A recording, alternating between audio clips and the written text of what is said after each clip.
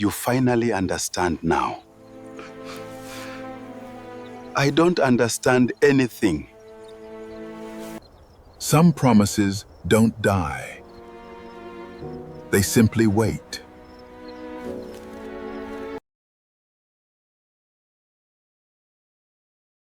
The small cemetery was unusually quiet. Only the sound of dry leaves moving with the evening wind could be heard. A tall man in an expensive black suit stood silently before the fresh grave of a little boy.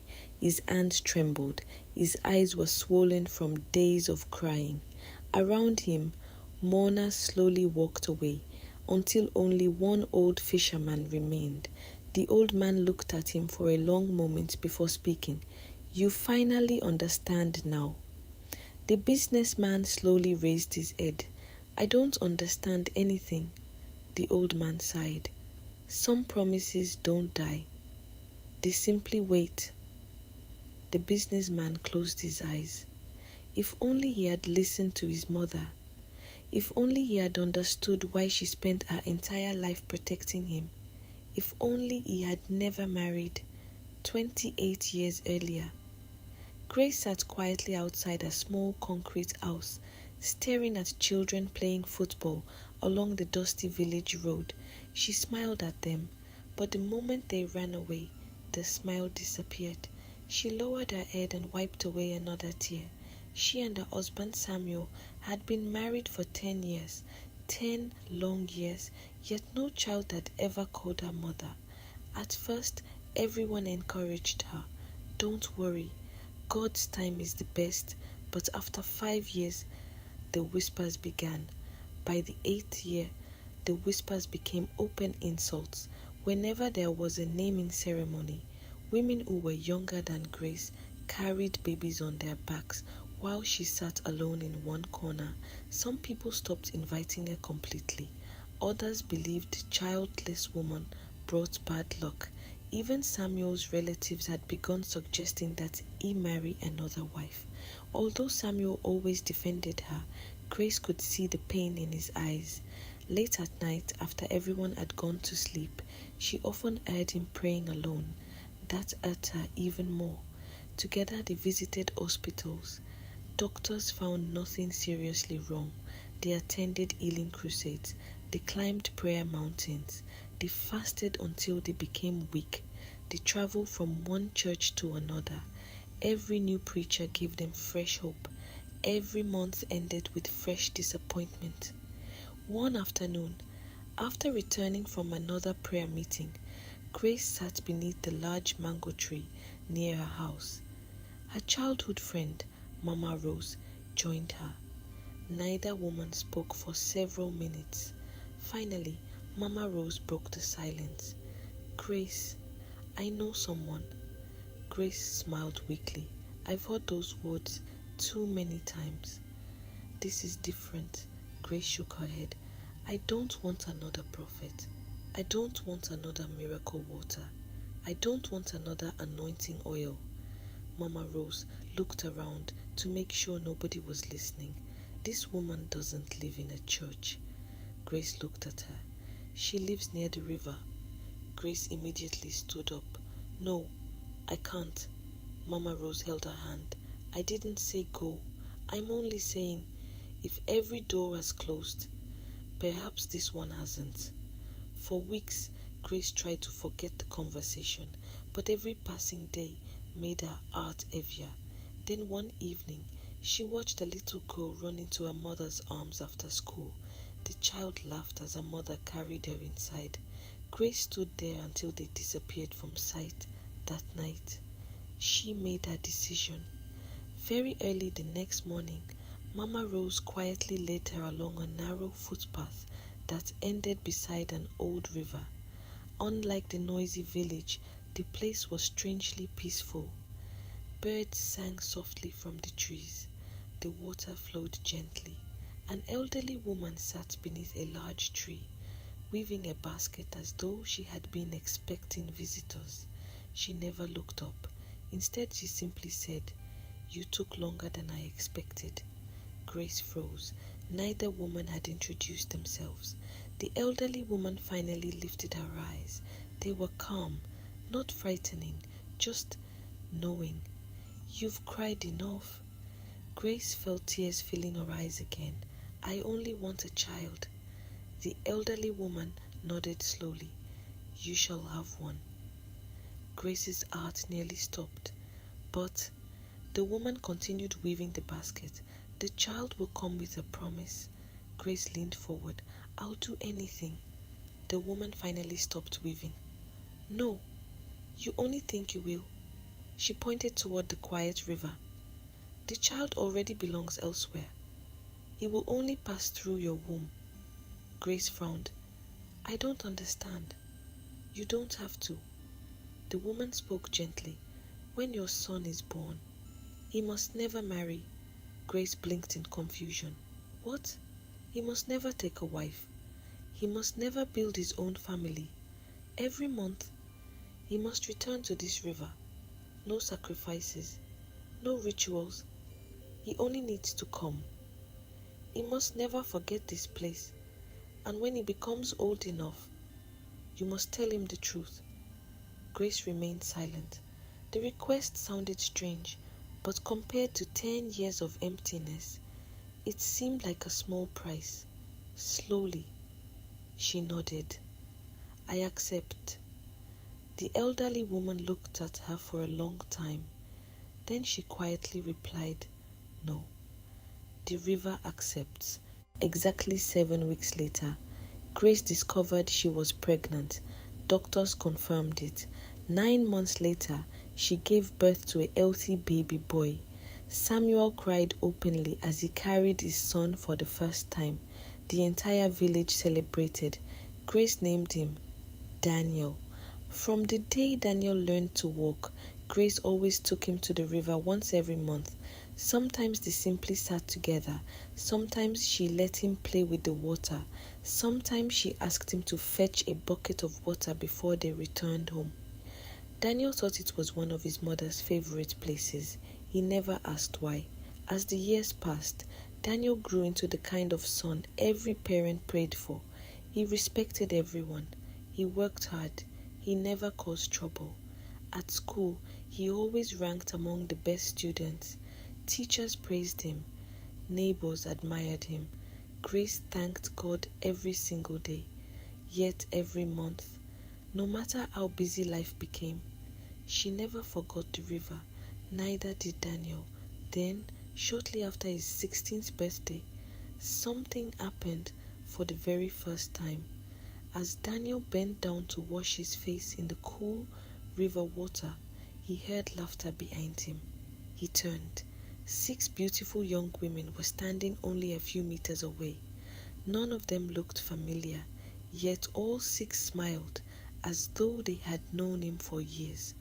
One of them waved, another softly called his name. Daniel frowned. How did they know who he was? He took one cautious step toward them and smiled politely. Little did he know, that meeting would change the course of his life forever. Daniel hesitated for a moment. He looked around to see if anyone else was nearby. The riverbank was empty. Only the 6 young women stood there, smiling as if they had been waiting for him. One of them stepped forward. You've grown. Daniel laughed awkwardly. I'm sorry. Do I know you? The women exchanged amused glances.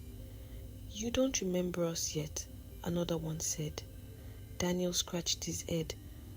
I've never seen any of you before. Instead of answering, they asked him about school. What class are you in now? Are your examinations close? Is your mother well? Daniel found it strange that complete strangers knew so much about him. Still, they were friendly. They spoke with kindness. Their laughter was warm. After a few minutes, Daniel excused himself. My mother is waiting. The women smiled. We know. As he picked up the bucket of water and started walking away, he turned one last time. The riverbank was empty. Not one of them remained. Daniel looked around in confusion. There was nowhere they could have gone. He He stood there for several seconds before convincing himself they had probably walked into the nearby bushes. When he reached home, Grace immediately noticed he looked distracted. "What happened?" Daniel shrugged. "I met some girls by the river." Grace's hands froze. "What girls?" "There were 6 of them. They were very beautiful. They said they knew me." Grace forced herself to smile. "Perhaps they came from another village." Daniel nodded. "That's what I thought." Grace said nothing more, but that night she could not sleep. The following month, Daniel returned to the river. The 6 women were there again, as if they had never left. One of them handed him a ripe mango. Another teased him about how much taller he had become. Another laughed and said, "You'll soon leave this village." Daniel stared at her. "How do you know that?" She smiled. "Because you were never meant to stay here forever." Daniel laughed. "You people talk in riddles." The women only smiled. From that day onward, every monthly visit was the same. The women always appeared. Always 6, never more, never less. They never asked him for anything. They never followed him home. They simply talked, laughed, encouraged him, then disappeared. Daniel completed secondary school with outstanding results. His examination scores earned him admission into one of the country's top universities. The entire village celebrated. Grace was proud, but deep inside, she feared the distance. Before Daniel boarded the bus, she held both his hands tightly.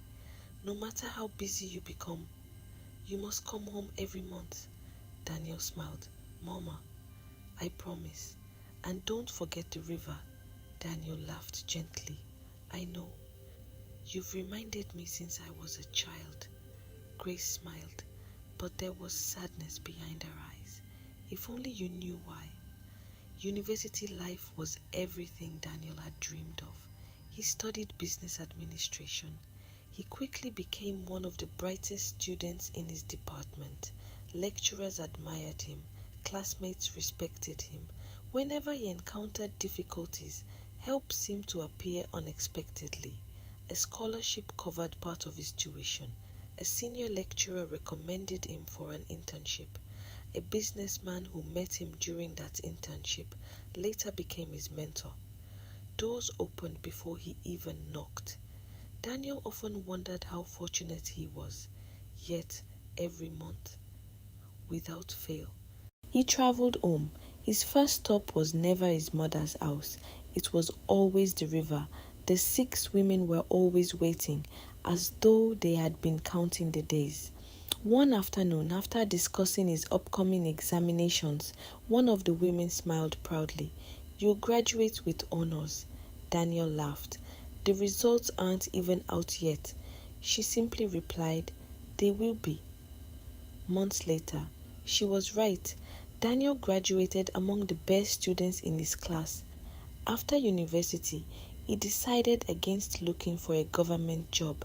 Instead, he started a small logistics business with just one delivery truck.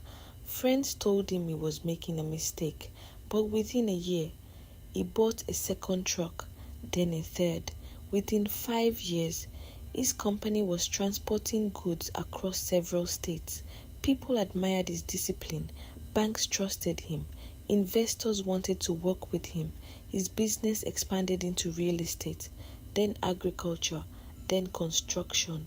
Before his 35th birthday, Daniel had become one of the wealthiest young businessmen in the region. His success seemed almost unbelievable. Journalists interviewed him. Young entrepreneurs asked him for advice. Churches invited him to speak about hard work and determination. Daniel always smiled and said, "I've simply been fortunate." Only Grace knew. Fortune had begun long before Daniel understood it. As the years passed, something else became impossible to ignore. Women admired Daniel everywhere he went. Some were drawn to his success. Others genuinely admired his kindness. Friends constantly introduced him to sisters, cousins, and colleagues, but Daniel politely declined every relationship, not because he disliked women, because his mother's warning echoed inside him, "You must never marry." He never completely understood it, yet he respected her too much to ignore it. His friends laughed. "You're getting old. Do you plan to stay single forever?" Daniel laughed with them, but every time he returned to his large empty house, the silence became louder. He attended weddings. He attended naming ceremonies. He watched his closest friends teaching their children how to ride bicycles. He smiled during the celebrations, then drove home alone. One evening, after attending the birthday party of a friend's little daughter, Daniel sat quietly on his balcony long after midnight. He looked at the family photographs on his phone: children, wives, birthday cakes, school uniforms, simple moments. For the first time in his life, he felt lonely, very lonely. During his next visit home, Grace noticed immediately. "You've been thinking?" Daniel smiled faintly. "I'm getting older." She lowered her eyes. "I know. My friends have families. I've built businesses. I've bought houses. But when I return home, there's no one waiting." Grace remained silent. Daniel continued softly. "Mama, why did you always tell me not to marry?" Grace's heartbeat quickened. She wanted to tell him everything. She almost did, but fear closed her mouth. Instead, she simply held his hand. "Some questions are safer when they remain unanswered." Daniel looked disappointed. "I don't understand." "I pray you never have to." Ed. A few months later, Daniel attended a charity fundraiser in the city. That was where he met Ada. She wasn't impressed by his wealth. She challenged his opinions. She laughed easily. She treated him like an ordinary man. For the first time in many years, Daniel found himself looking forward to seeing someone. They became friends, then close friends. Then, without planning it, they fell in love. When Daniel finally traveled home and told his mother, Grace's face lost all color. She stared at him for several seconds. "You want to marry her?" Daniel smiled. "Yes. I've never been so certain about anything." Grace looked toward the window. Far beyond the village, the river flowed quietly through the trees. That night, she dreamed she was standing alone on its bank. The 6 young women stood across the water. None of them smiled. None of them spoke. They simply watched her. Grace woke before dawn, trembling. For the first time in nearly 3 decades, she feared that the promise she had made was finally coming to claim what it was owed. Grace spent the next few days trying to find the courage to tell Daniel everything. Several times she picked up her phone. Several times she put it down again. How could she tell the son she had prayed 10 years for that his life had been tied to a promise he never made? She prayed, she cried, she opened her Bible every night, searching for peace, but peace never came. 2 months before the wedding, Grace suddenly fell ill. At first, everyone thought it was exhaustion. Then her condition worsened. Daniel rushed back to the village as soon as he heard the news. He found his mother lying quietly in bed. She smiled weakly when she saw him. "My son." Daniel knelt beside her. "You'll be fine. We'll take you to the city. The doctors will help." Grace slowly shook her head. "No, my journey is ending." She reached for his hand. There was something she desperately wanted to say, something she had hidden for nearly 3 decades. Her lips trembled. "Daniel, if anything ever happens, remember." Before she could finish her sentence, her hand slipped from his. Grace was gone. The entire village mourned her. People spoke about her kindness, her generosity, her quiet faith. Daniel buried his mother with tears he could not control. He kept wondering, what had she wanted to tell him? He would never know. Weeks later, the wedding went ahead. It was beautiful. Friends traveled from different cities. Business partners congratulated him. The church was filled with laughter. For the first time in years, Daniel believed life was finally complete. As he and Ada exchanged rings, a gentle breeze passed through the church windows, far away. The surface of the river rippled. The first sign came 3 weeks later. One of Daniel's largest contracts was cancelled without explanation.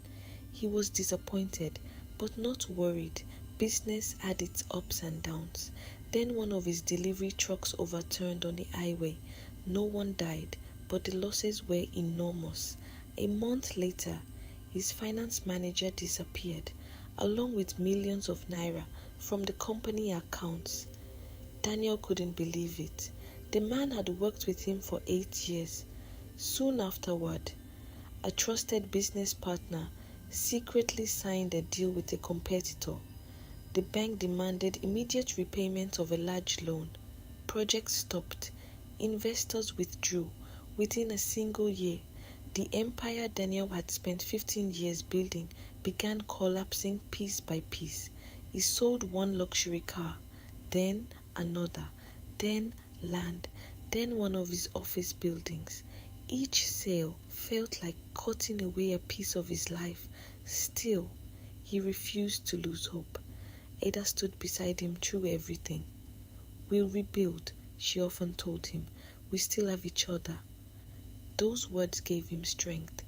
Then Ada became pregnant. For the first time in months, joy returned to their home. 9 months later, she gave birth to twin boys. Daniel held them close and whispered, "You've brought light back into my life." But happiness stayed only briefly. One of the twins became strangely ill. Doctors ran every test they could. Nothing explained his condition.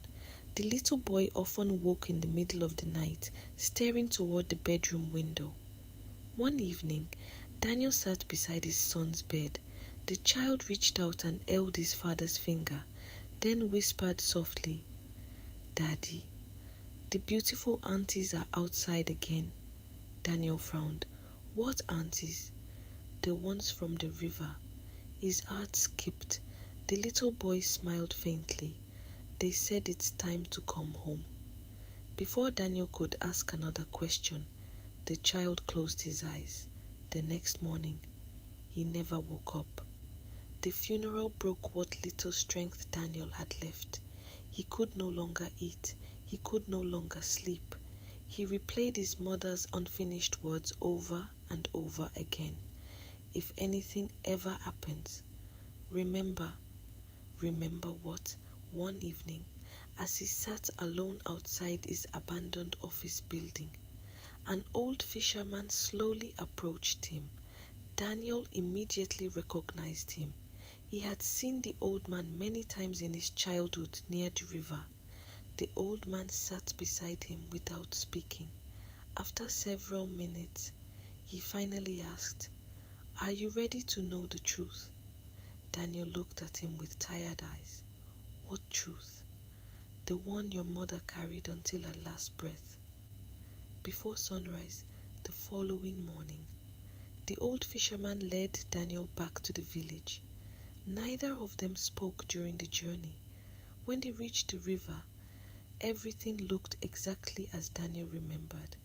The same trees, the same gentle current, the same peaceful silence. Then, laughter, soft, familiar. Daniel slowly turned around. The 6 young women were standing behind him. Not one of them had changed, not a single wrinkle, not a single gray hair.